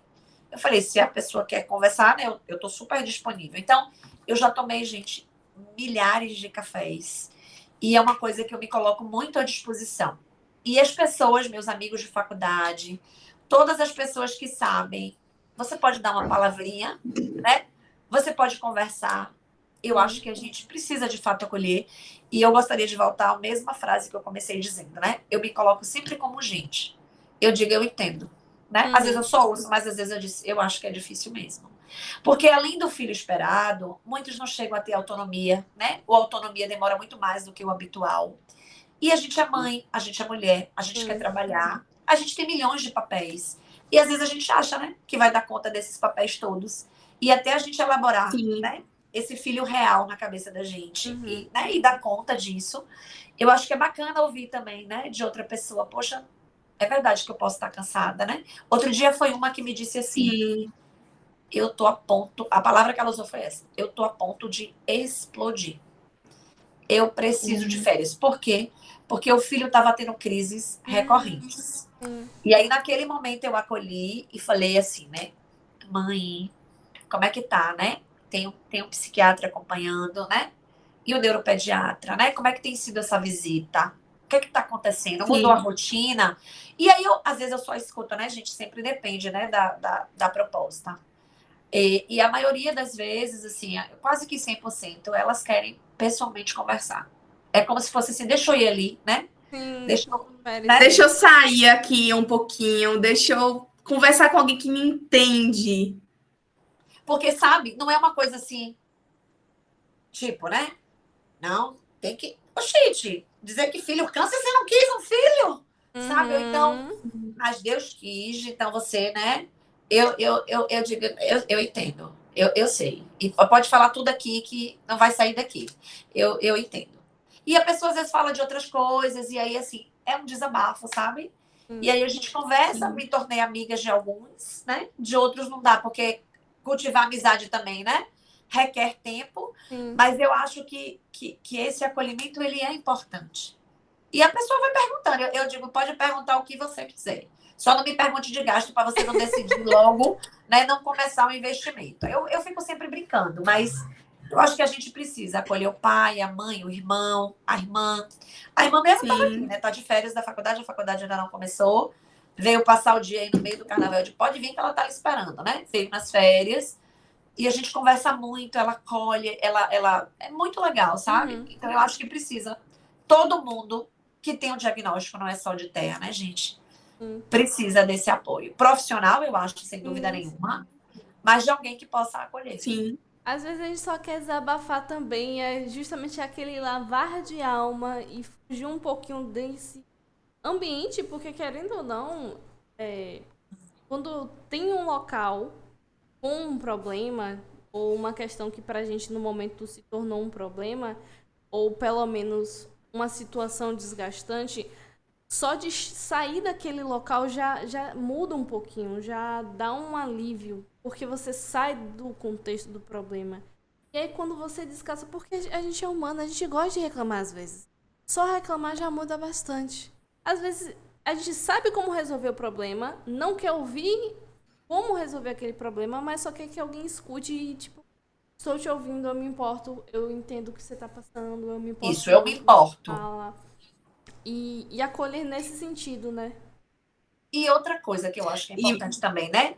Às vezes, só bem rapidinho, Amanda, que aí você. Às vezes a pessoa não quer falar que tá cansada. Às vezes a pessoa se sente culpada por vários sentimentos que ela sente. Entende? E eu falo abertamente. Eu não tenho nenhuma vergonha. Inclusive, quem não me conhece às vezes deve ficar chocado.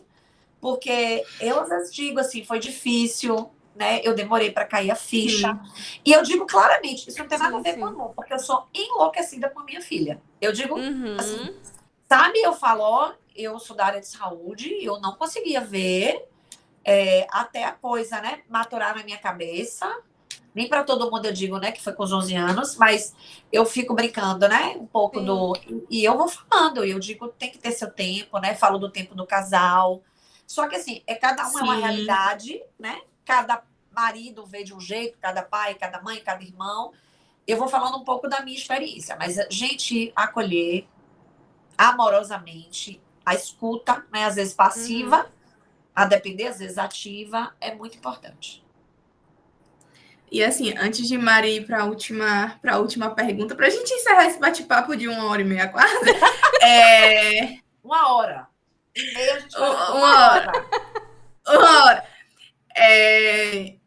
O que eu ia falar, Kika, é que, de fato, as relações, elas se diferenciam, né?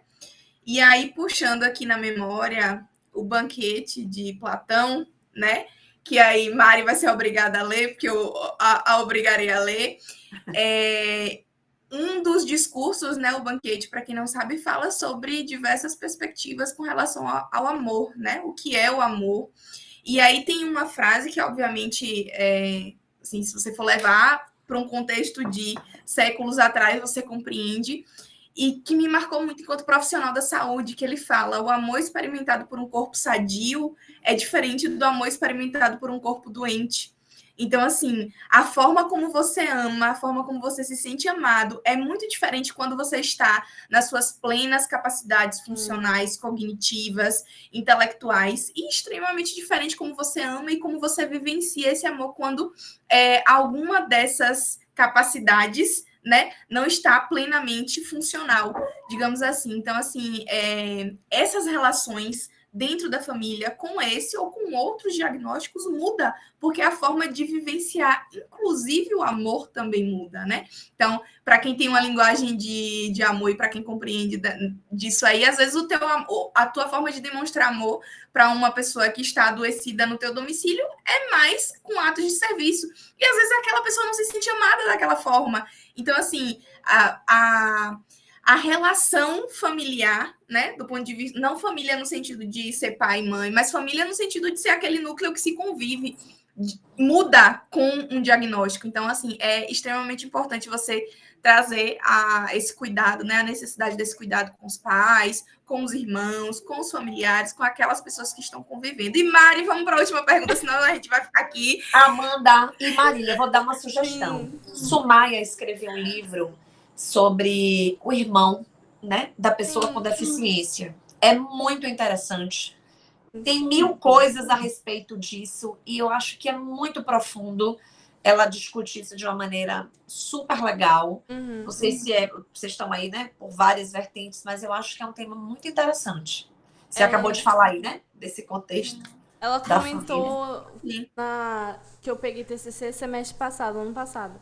E aí ela apresentou um estudo que ela fez sobre essa temática, inclusive, e realmente muitos relatos extremamente interessantes do familiar, do irmão, que às vezes fica justamente o apagado.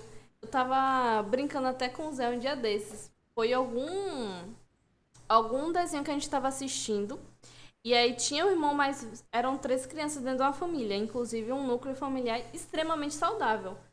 O mais velho, ele era o responsável, né? Porque era justamente o mais velho e era aquela pessoa que... inteligente, aquela coisa toda. E o mais novo é o mais novo, então é um pouquinho mais mimado, porque precisa de um pouco mais de cuidado. E tem um do meio. Aquele estereótipo! E aí tem um do meio, que nem o mais velho? O mais velho, ou seja, responsável, e não vai tomar... E nem é o caçula, que não vai ter toda aquela atenção que ele precisa. E aí ele tá ali no meio. Quem é ele, né? Quem é ele dentro desse núcleo familiar? E às vezes isso acaba trazendo justamente esses contextos, acaba trazendo essa síndrome, digamos assim, do irmão do meio. Quem sou eu dentro desse contexto? E às vezes é aquela criança que vai ser um pouco mais revoltada, aquela criança que tenta chamar a atenção de umas maneiras um pouco não necessariamente saudáveis, enfim. E que é importante aquele indivíduo também ser ouvido e também ter a sua individualidade, a sua personalidade considerada, ouvida, revalidada e atendida também pelo núcleo familiar que ele está inserido. Vocês falaram aí sobre isso. Mion tem um caso muito interessante. Vocês tiveram que entrevistar Mion, viu? Eu estou tentando também, ainda não consegui. Será que ele grupo consegue? Da gente da UNEB, Desconstruindo Barreiras, está tentando. Mas ele faz uma coisa muito legal. Ele viaja com Romeu, a viagem com os irmãos, e tem uma viagem que é sem Romeu. E ele explica isso, né? Romeu não consegue grandes distâncias, né? Ir lá para conhecer os museus. Então, ele faz uma viagem legal, a cara de Romeu com a família, E ele faz uma viagem sem Romeu. Então, isso que você traz é o olhar para o outro também, né? Uhum. Porque, às vezes, o olhar da família, ele fica muito centrado, né, na criança que tem algum diagnóstico.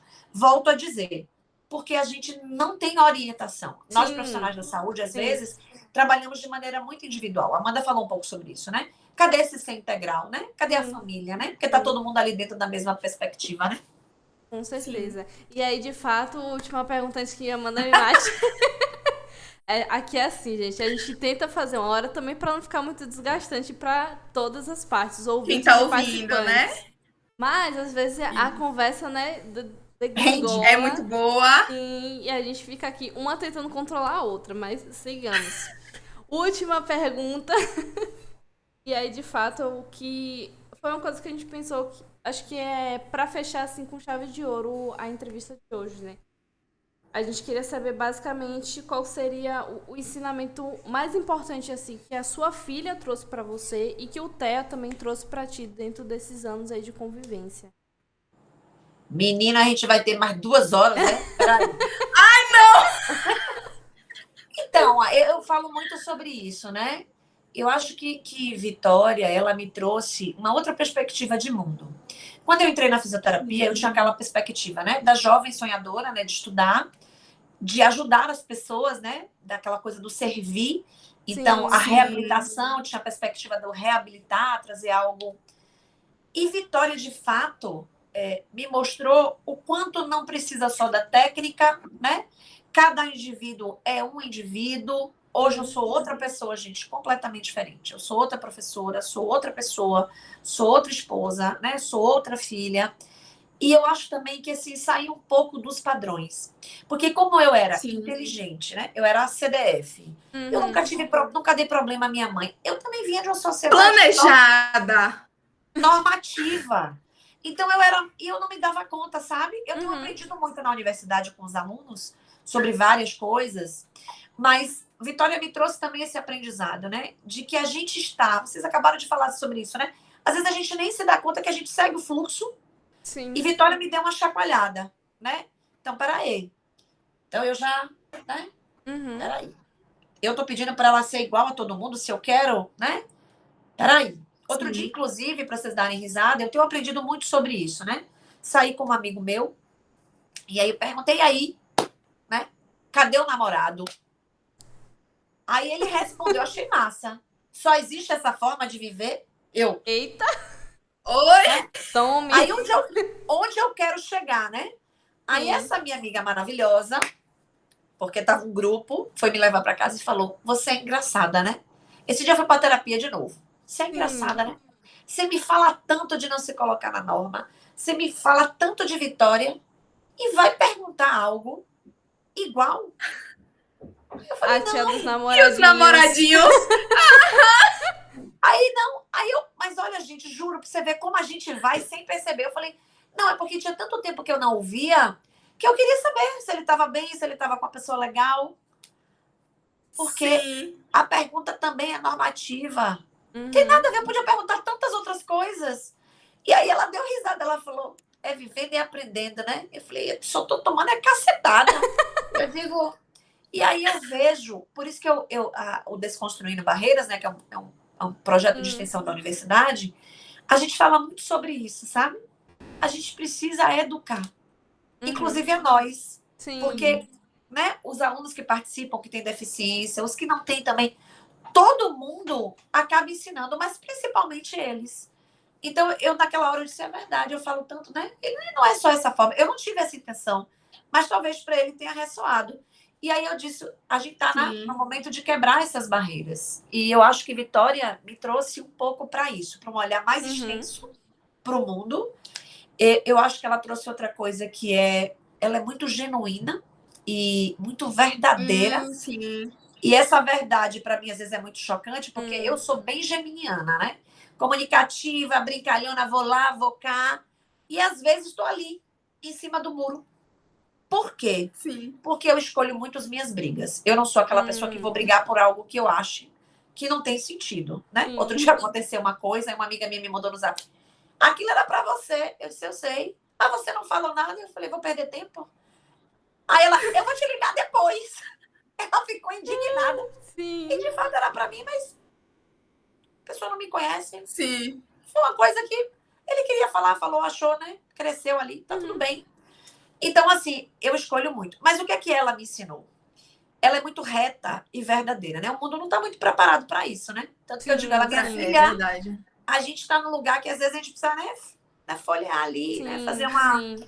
Então, eu acho que ela trouxe muito, assim, de me posicionar. Então, em relação ao TEA, à educação, na escola, eu não tenho, assim, não titubeio, sabe? Fala, eu replico, Sim. é réplica, né? Uhum. E a gente vai. E eu tenho sido, juro a vocês, assim, uma coisa que foi muito legal. O autoconhecimento de limites, de verdade. Não, não vou. Sim. Não gosto. Não quero ir. Porque ela é muito assim, né? Não vou, não. Minha filha, mas os meninos lhe chamaram, são meus amigos, minha mãe, eu vou comprar um presente, mas eu não quero ir pra festa. Meninos, E eu vejo um pouco de mim porque queria ir pra festa, mas na verdade nem isso não é um papel social. Ela não quer ir. Por que tem que ir? Ela disse, eu avisei. Ela já tinha avisado. Eu avisei a eles que eu não iria pra festa. A festa era junta. Aí, assim, também você olha, né? Então, ela trouxe muito isso pra minha vida, né? De aprender a me posicionar mais. Dizer, não vou. Não quero. Não, hoje é meu espaço com minha filha, né? E aí, eu acho que esse aprendizado, ele é muito grande, viu, gente? Mas essas coisas acho que me tocam muito. Essa questão, eu acho que... Porque é importante a gente entender que a cultura que a gente tem hoje, as atitudes que a gente tem hoje, vem de todo um histórico, de tudo que o Brasil já passou desde a sua, entre aspas, descobrimento, né? Desde a sua descolonização, foi criando toda uma cultura que no início, em sua grande maioria, era de submissão. Era você ser submisso e agradar o seu patrão, agradar quem estava em cima de você, dentro da hierarquia social. E eu acho que até hoje a gente já tem um pouquinho disso. É aquela coisa de ficar amaciando o ego, de falar bem, aquela coisa assim, o mais suave possível, pra pessoa não ficar chateada Ferida. com você, não ficar ferida, não levar pro pessoal, sendo que é umas coisas assim, eu não quero ir.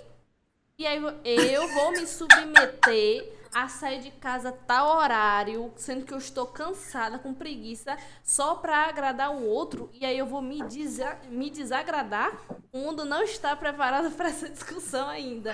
E eu acho que isso é um pouco da nossa cultura, que tem mudado bastante.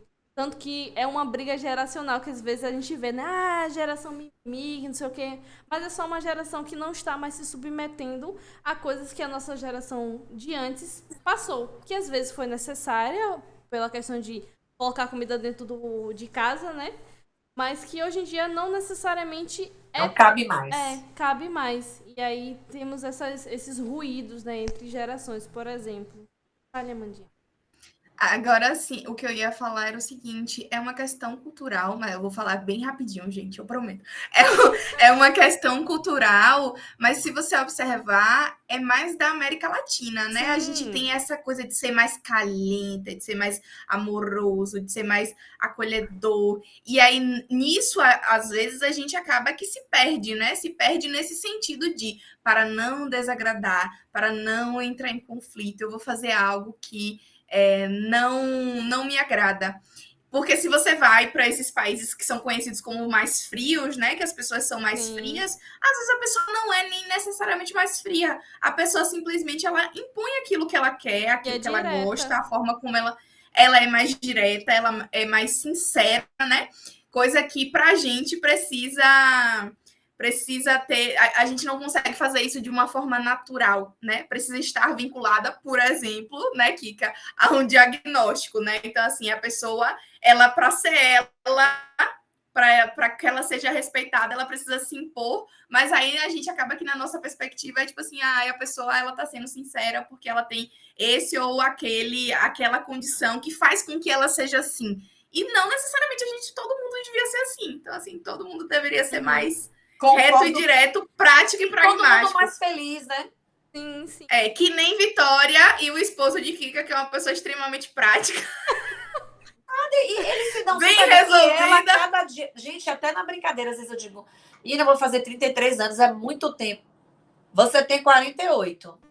Eu digo, filha, na frente dela, não conta conversa. Nenhuma brincadeira. Sim. E sabe? E eu digo sempre, eu converso isso muito com meu marido mesmo, né? E eu tenho amigos que dizem assim, e o mundo tá preparado, né? Para essas verdades?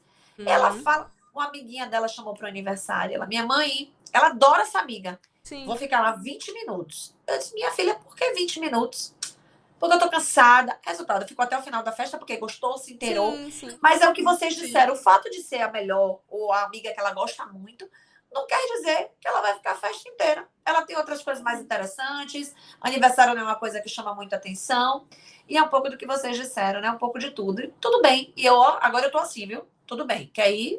Tudo bem, né? Vamos comprar um presentinho, vai escolher o quê? Quer ficar? Porque é isso, gente, né? Ela é ela. Respeitar as individualidades, eu acho que é a coisa mais importante, assim, pra gente sobreviver dentro da sociedade de maneira o mais saudável possível, né? E aí, eu vou aqui, infelizmente, com a dor no coração, encerrar o papo, antes que a Amanda nos mate, não é mesmo? Brincadeira. É porque a gente tem as piadas aqui internas que a gente combina terminar as coisas em um horário e a gente nunca cumpre. Aí fica uma puxando a orelha da outra. A gente faz episódio 1, não tem isso? Episódio 2. Exato. Aí a gente vai começar a fazer a parte 1, parte 2, parte 3 e assim por diante. Mas... Kika, muito obrigada, viu, por sua disponibilidade, por estar sempre disposta, né, inclusive a apoiar a gente nos nossos projetos. E, assim, isso fala muito sobre a pessoa que você é, né? A pessoa que cola junto, que ajuda, que se dispõe, como você mesma aí falou, né, para várias mães com essa perspectiva do TEA, mas para a gente também, enquanto aluno, né, nas nossas dificuldades e nos nossos projetos. Então, assim, te agradecer novamente por sua disponibilidade, por seu tempo de vir aqui bater um papo com a gente. E eu quero muito agradecer, assim, te admiro bastante, admiro muito a forma como você é humilde, não sei, a sua autocrítica que, assim, eu acho muito difícil, no sentido de encontrar pessoas que tenham essa autocrítica como você tem, de tipo, errei. Alguém falou que eu errei? Beleza, eu realmente errei. Então vamos aqui consertar. Eu acho isso uma qualidade extremamente valiosa que veio em poucas pessoas até então, né? Não que eu conheça tanta gente assim, mas enfim, até então poucas pessoas tiveram essa característica que eu realmente admiro bastante em ti. Eu já falei outras vezes, gosto muito de você. Esse projeto, pelo menos da minha parte, o meu maior incentivo foi aquele apoio que você deu pra gente no início, ter chamado para fazer uma aula na sua disciplina, foi realmente, assim, extremamente inspirador pra mim. E eres minha inspiração, fico muito feliz de ter vindo aqui de novo, e eu vou ficar quieta, porque senão vai dar mais de meia hora de podcast. Ano que vem a gente lhe chama. De novo. E aí você... De novo, e aí no ano que vem a gente vai fazer que nem um Fantástico, entendeu? Com 3 gols, com 3 vindas, você escolhe uma música de abertura. A gente vai fazer assim. Obrigada também, viu, gente? Eu quero agradecer muito. Para mim é sempre um prazer falar sobre TEA, né? Falar sobre minha filha, sobre essa realidade que a gente está vendo aí, né? Aumentou o número de diagnóstico. E é importante falar sobre isso, é importante acolhimento. Tudo que vocês falaram aqui é importante. É importante a gente orientar, é importante o crachá, é importante, né? É importante tirar esse véu do desconhecimento. Quanto mais acesso à informação, quanto mais acesso ao tratamento. E eu acho que é de uma forma, né, mais light, engraçada, e talvez isso toque, né, mais profundamente as pessoas, e as pessoas procurem ajuda. É bom também ver que tem uma pessoa, né, que tem uma filha, que é real, e que dá certo no final das contas, né, já está aí no 9º ano, cheia de trabalho, já começou, eu adoro os professores, já botaram, viu, queridas? Cheio de trabalho no carnaval, ela começou segunda-feira. Minha mãe precisava disso. Lógico, vamos fazer o quê? É bom que ela vai treinando. Na faculdade o negócio funciona assim também. Aí eu agradeço, sabe? É muito bacana dividir essa... E a gente sempre tem coisas novas, me chamem sempre, estarei sempre à disposição. Bom, é isso, beijos. Gente. Beijão. Tchau. Tchau. Tchau. Tchau.